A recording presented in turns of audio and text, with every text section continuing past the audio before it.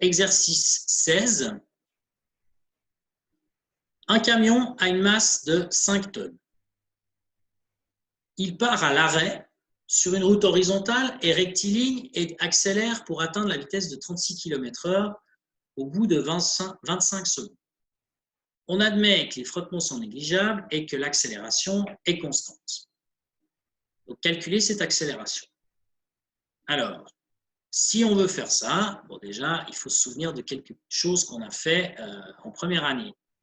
On est sur une route horizontale et surtout rectiligne, et on a un véhicule qui accélère de manière constante. Donc ça s'appelle un mouvement rectiligne uniformément accéléré. Alors, là-dedans, vous avez des notions. Hein. Vous avez la première chose, c'est qu'il part à l'arrêt. Donc, ça veut dire qu'il a une vitesse initiale nulle. Et puis, donc, il accélère. Donc, sa vitesse augmente. Et puis, au bout d'un moment, elle se trouve à 36 km/h. C'est ce qui est marqué là. Ce qui est fait en un certain temps. Évidemment, on ne peut pas passer de 0 à 36 km/h instantanément. C'est fait en 25 secondes. Donc, ce 36, c'est ce qu'on appelle 36 km/h, c'est ce qu'on appelle la vitesse finale. Et puis, ce que j'ai entouré en jaune, le 25, ici, c'est le temps que ça prend. Alors, ça devrait vous rappeler des choses, hein, en fait. C'est donc le MRUA. Alors, évidemment, les formules, peut-être vous ne vous en souvenez pas. Les voici. On va tout effacer. Voilà. On avait vu en première année que l'accélération, c'est par définition delta V sur delta T, où delta V, c'est la différence entre la vitesse finale et la vitesse initiale. Alors, ici, dans ce problème, le camion part à l'arrêt, ce qui veut dire que sa vitesse initiale est égale à 0. Et puis donc, à la fin, il a une vitesse d'ajustement finale qui est de 36 km/h. Alors, je ne sais pas si vous vous rappelez comment on passe des km/h en mètres par seconde. Il faut diviser par 3,6. Donc, si vous faites 36 divisé par 3,6, vous trouvez 10 mètres par seconde. Donc, ça veut dire que notre camion, il passe de 0 à 10 mètres par seconde en une durée de 25 secondes. Donc, faisons ces calculs. L'accélération en question, vitesse finale moins vitesse initiale. Alors, vitesse finale, on a dit que c'était 10 mètres par seconde. C'est ça. La vitesse initiale, 0, c'est ça. Okay. Variation de 10 mètres par seconde. Le tout en une durée qui est de 25 secondes, ici. Et donc, à la fin, si vous faites 10 divisé par 25, vous trouvez une accélération de 0,4 mètres par seconde au carré. Ça, c'est pour la première partie. Pour la première question, la A. 0,4 mètres par seconde au carré. Alors, maintenant, question B. Calculer l'intensité de la force de propulsion du moteur. C'est ici. Hein. Hop. Alors, dans notre problème, si on considère que les frottements sont négligeables, si on représente un camion, bon, je ne crois pas avoir fait de dessin dans le corrigé. Ah bah si, j'ai fait un dessin. Vraiment, je fais vraiment les choses propres en ordre. Hein. Donc, vous avez 3 forces qui agissent sur ce camion si on néglige les frottements, hein, bien sûr. Et d'ailleurs, c'est reprécisé ici. On ne tient pas compte des forces de frottement. On a donc 3 forces qui agissent sur le camion. Son poids, vertical vers le bas. La force de soutien, verticale vers le haut, parce que la route, elle est horizontale.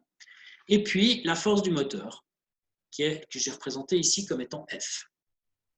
Donc maintenant, deuxième loi de Newton, elle dit quoi? Elle dit somme des forces, donc les 3, poids plus soutien plus F, égale la masse fois l'accélération. Donc notre camion, il va évidemment accélérer de manière horizontale. Hein. Il ne va pas ni décoller dans le ciel, hein, l'accélération ne peut pas être comme ça, ni s'enfoncer dans la terre. Donc elle est forcément horizontale, cette accélération. Et donc la deuxième loi de Newton dit somme des forces égale ma.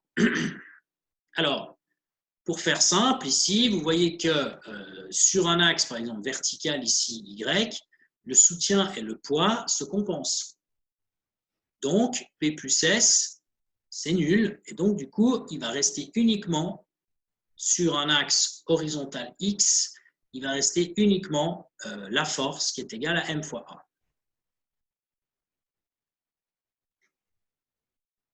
Le fait que le poids et le soutien se compensent, c'est ce que j'ai écrit ici hein, pour l'équation sur Y. Ce n'est pas très intéressant. Ce qui est plus intéressant, c'est que la force qu'on cherche, hein, justement, F, est égale à M fois A. Alors nous, on connaît tout ici. Hein. On connaît M et puis on connaît A. Donc, M, d'après la donnée, c'est 5 tonnes. C'est comme à l'exercice de tout à l'heure. Si c'est 5 tonnes, eh bien, on fait fois 1000 et puis on trouve 5000 kilos. Donc ça, c'est la masse du camion, hein, en fait. Et puis, donc, l'accélération, on l'a calculée déjà à la partie A. Donc, on a tout. On n'a plus qu'à insérer ces valeurs dans le calcul. Le calcul, je l'ai fait ici. Voilà. Donc, on a une masse de 5000 newtons, 5000 kilos, pardon, et l'accélération 0,4 mètres par seconde carré, ça a été calculé à la partie A. Donc maintenant, si vous faites 5000 fois 0,4, vous trouvez la force de 2000 newtons. Alors, ensuite de ça, je vous demandais de calculer le travail de la force du moteur, force de propulsion du moteur. Alors, on vient de calculer la force du moteur. Mais maintenant, si on veut calculer le travail du moteur, je vous rappelle la formule. Le travail, c'est égal à la force fois la distance fois le cosinus de l'angle qu'il y a entre les deux. Mais maintenant, si on regarde notre schéma ici, vous voyez que la force que je vais dessiner en rouge, elle est horizontale, et que le déplacement que je vais dessiner en bleu, c'est aussi un déplacement, je l'ai dessiné là en bas, hein, c'est aussi un déplacement qui est horizontal. C'est-à-dire qu'entre le moment où la vitesse est nulle, où le camion est arrêté, il démarre et 25 secondes plus tard, il a une vitesse de 36 km/h, non seulement il y a le temps qui passe, mais le camion avance. Donc, il parcourt une certaine distance D que j'ai dessinée donc en bleu. Et pour cela, il exerce une force F en rouge. Alors maintenant, il reste l'angle dans cette histoire. Mais l'angle ici, l'angle alpha, c'est l'angle entre la force et le déplacement. Comme la force et le déplacement sont tous les deux horizontaux et dans le même sens, on doit même considérer que alpha égale 0. Et donc, cos de 0, comme vous le savez, ça fait 1. Donc, ce terme-là est égal à 1, ce qui fait que le travail, j'aurais voulu faire ça en noir, hein, donc je vais le faire en noir, on peut l'écrire tout simplement comme étant égal à la force fois la distance. La force, c'est les 2000 newtons, ça on l'a calculé, ça c'est bon. Mais maintenant, la distance, on n'en sait rien. On ne sait pas quelle est la distance parcourue. Donc, il faut la calculer, cette distance. Alors, pour cela, on applique les règles du MRUA. Tout ce que je viens d'expliquer, c'est ici. Hein. Pour déterminer le travail de la force de propulsion, il faut connaître le déplacement, la distance. Ici, le camion n'avance pas à vitesse constante, il accélère. On applique donc les lois du mouvement rectiligne uniformément accéléré, MRUA. Alors, la loi du MRUA, c'est, pour la distance, c'est vitesse initiale fois le temps plus une demi AT carré. Il se trouve qu'initialement, il n'a pas de vitesse. Donc, VI fois delta T, c'est un terme qui tombe. La seule chose qui va rester, c'est le deuxième membre, une demi AT carré. Donc, c'est pour ça que la distance, c'est une demi AT carré.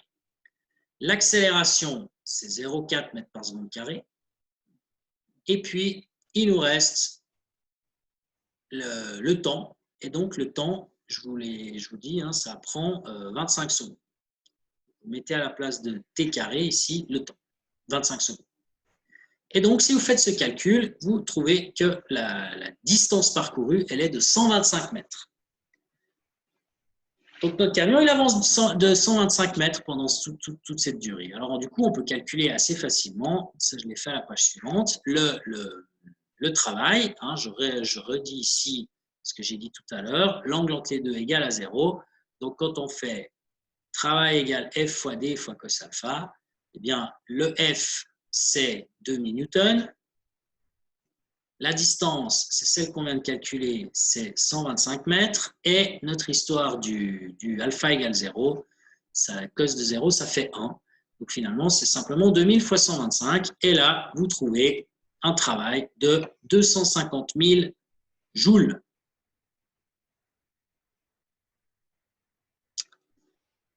Dernière question. Calculer la puissance du moteur.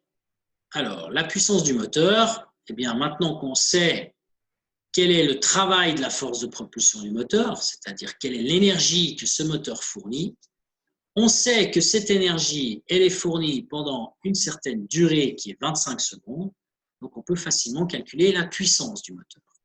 Alors, pour cela, on applique la définition.